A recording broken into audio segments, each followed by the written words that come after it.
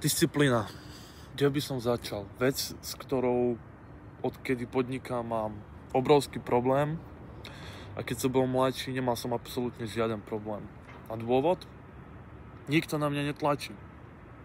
Žiaden rodič, žiadna škola, žiaden tréner. Som to ja sám.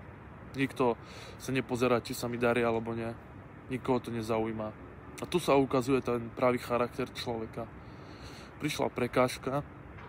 Pardon, že sa mi trasie hlas, zima je vonku strašná, nemám kabát. Prišla prekážka a tá prekážka je moja disciplína.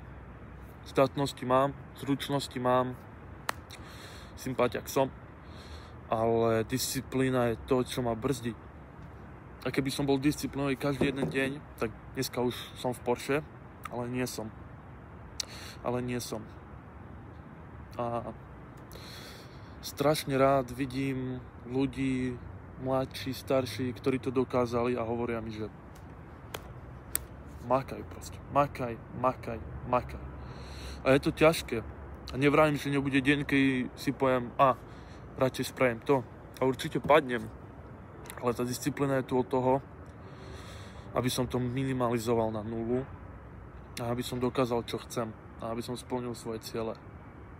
A od toho tu je presne aj táto zima.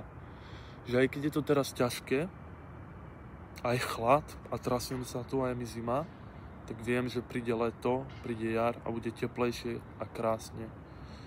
A budem sa mať dobre.